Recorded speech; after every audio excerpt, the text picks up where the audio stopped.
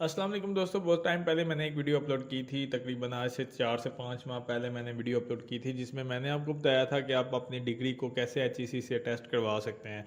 तो इसके रिलेटेड बहुत सारे क्वेश्चन थे, बहुत सारे लोगों ने कमेंट किया था, मैंने उनको जवाब भी दिया था। लेकिन मैंने सोचा कि क्यों ना उनके तमाम जो क्वेश्चंस हैं उनका आंसर मैं आपको एक वीडियो में दे दूं, ताकि जो नए व्यूवर्स हैं इनको भी पता चल जाए, जो नए लोग हैं जिन्होंने अभी ये टेस्ट करवानी है डिग्री।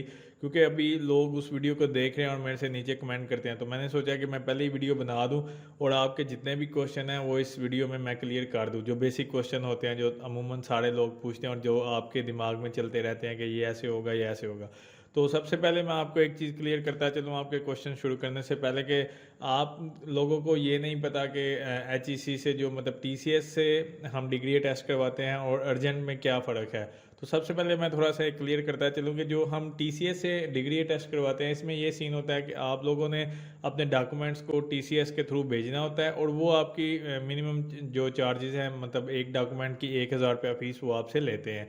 लेकिन जब आप लोग यहाँ पे आप आते हैं, ये स्क्रीन पे अगर आप देखें तो यहाँ पे जैसे ही आप एचईसी की वेबसाइट पे आते हैं अटेस्टेशन डिटेल में, तो यहाँ पे आपके पास दो ऑप्शन आते हैं, अटेस्टेशन थ्रू कुरियर जिसे आप टीसीएस कहते हैं, दूसरा अर्जेंट यानी कि वॉक थ्रू। अब इसमें बेसिकली होता क्या है, मैंने टीसीएस के ऊपर ऑलरेडी एक वीडियो बनाई हुई है, स्क्रीन के ऊपर आपको नज़र आ जाएगी, लिंक डिस्क्रिप्शन में डाल दूंगा।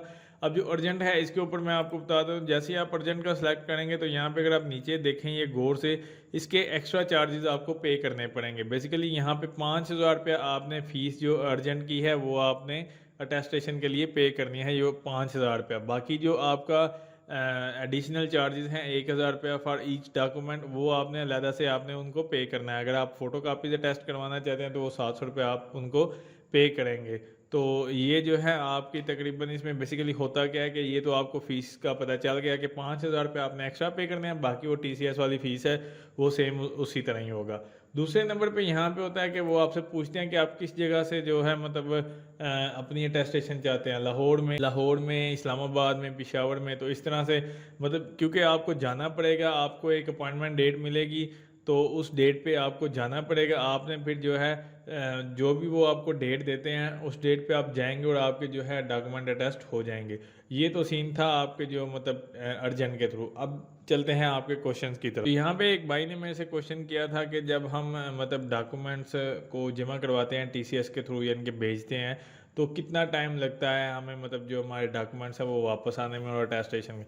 तो सबसे पहली बात मैं क्लियर करता चलूँ कि जब आप अप्लाई करते हैं, अपनी एप्लीकेशन को सबमिट करते हैं, तो वो तकरीबन 12 से 14 दिन लगते हैं, जो वर्किंग डेज़ हैं, जिसमें संडे और सैटरडे वगैरह या कोई इस तरह की गवर्नमेंट की छुट्टी वगैरह आ जाए तो उसको निकाल के 12 से 14 दिन। तो आपका पहला प्रोसेस जो है इनिशियल स्क्रूनिटी वाला वो कंप्लीट होता है। इसके बाद जब आप टीसीएस को डॉक्यूमेंट्स देते हैं तो वो भी तकरीबन 10 से 12 दिनों के अंदर अंदर जो है आपके डॉक्यूमेंट अटेस्ट होके वापस आ जाते हैं। या तो वो टीसीएस वाले आपको घर दे जाते हैं, या फिर जो है वो टीसीएस ऑफिस पे आ जाते हैं, वो आपको कॉल करते हैं कि आके डॉक्यूमेंट्स ले जाएं।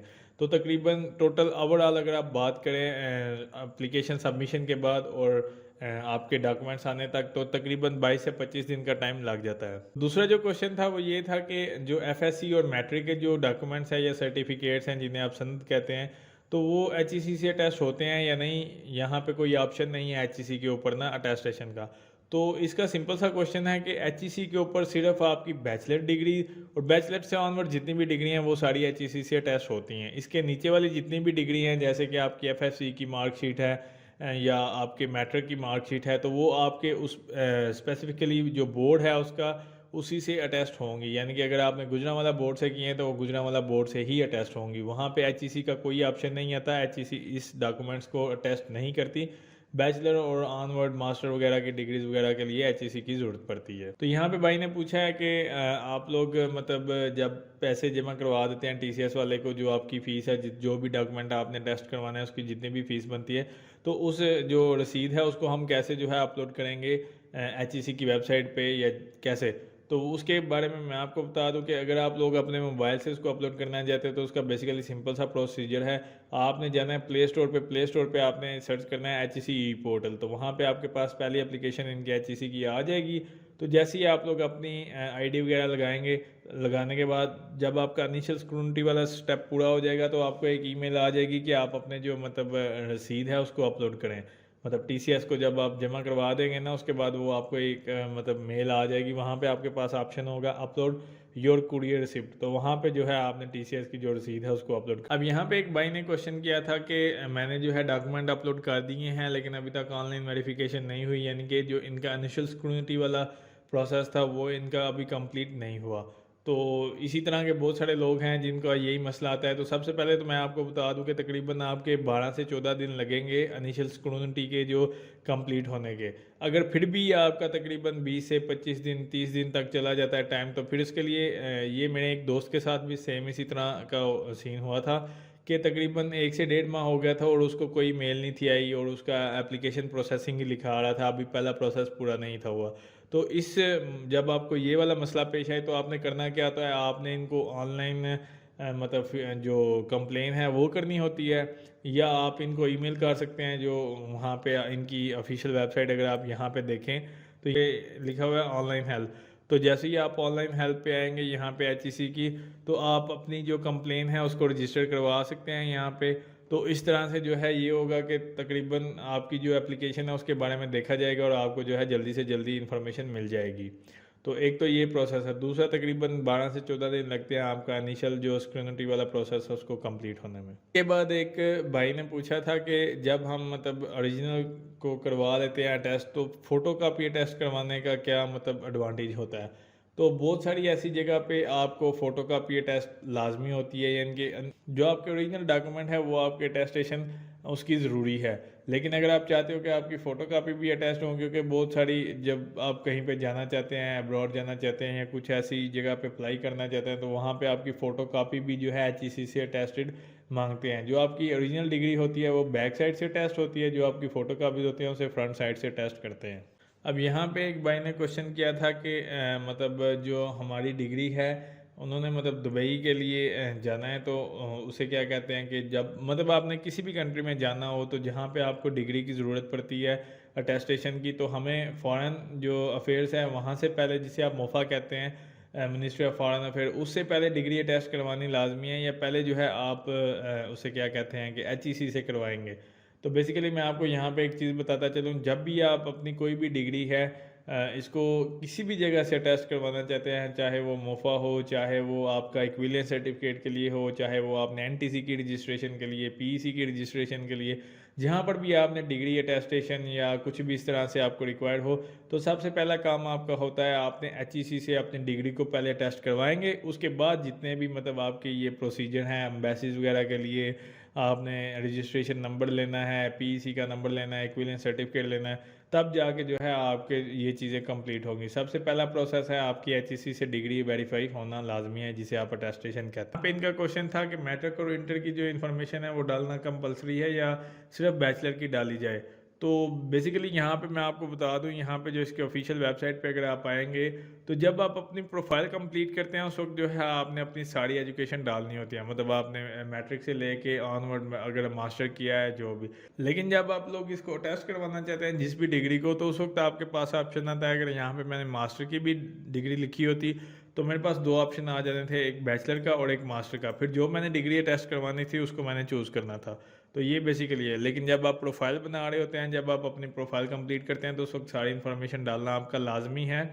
मैंने सारी इन्फॉर्मेशन डाली थी क्योंकि बाद में कोई मसला ना है, इसलिए रिजेक्शन का कोई रीज़न ना बने, इसलिए आप भी अपनी सारी एजुकेशन क्वालिफिकेशन वहाँ पे डाल सकते हैं। अब यहाँ पे एक क्वेश्चन था कि भाई जो हमने मतलब अपनी कॉपी, मतलब जाहिर सी बात है जब आप एचईसी को डॉक्यूमेंट्स ओरिजिनल सेंड करते हैं, साथ में आपने एक एक फ़ोटो कापी ट्रांसक्रिप्ट की और एक डिग्री की, अगर आपने सिर्फ डिग्री करवानी है तो एक डिग्री की कॉपी लाजमी है, साथ में वो फॉर्म होगा।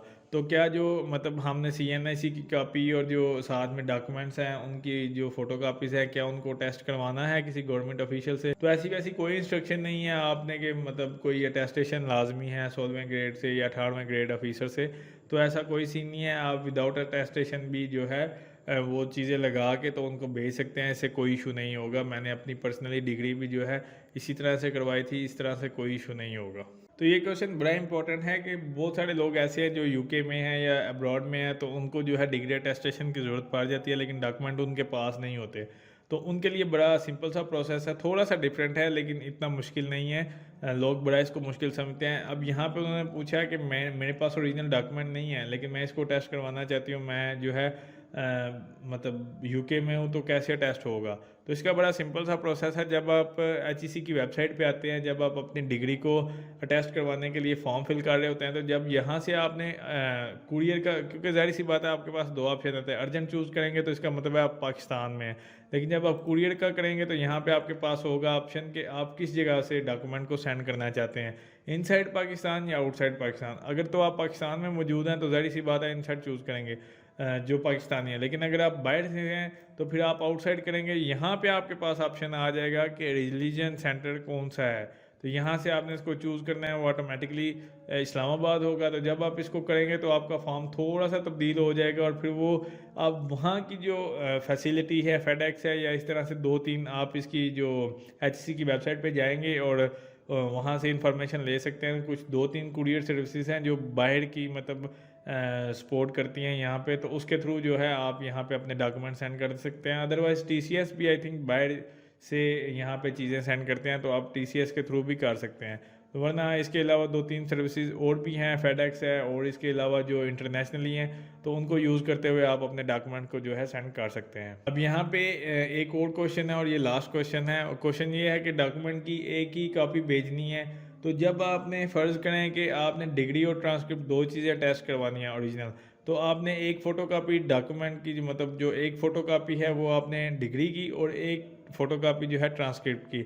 अगर आप सिर्फ ट्रांसक्रिप्ट का टेस्ट करवाना चाहते हैं तो सिर्फ जो है आपने एक फ़ोटोकॉपी ट्रांसक्रिप्ट की और साथ में ID कार्ड लगा के साथ फॉर्म वगैरह होगा तो वो आपने भेजना है। तो कॉपी सिर्फ एक ही चलेगी। अगर दो डॉक्यूमेंट्स हैं तो दोनों की एक एक, अगर एक डॉक्यूमेंट है तो एक डॉक्यूमेंट उसकी फ़ोटोकॉपी। उम्मीद करता हूँ दोस्तों आपको वीडियो अच्छी लगी होगी। अगर अच्छी लगी है तो इसको लाइक कीजिए, शेयर कीजिए। अगर आपका अभी भी कोई क्वेश्चन वगैरह रह गया या अभी भी कोई इसके रिलेटेड डाउट है तो आप नीचे कमेंट करके पूछ सकते हैं। अल्लाह हाफिज़।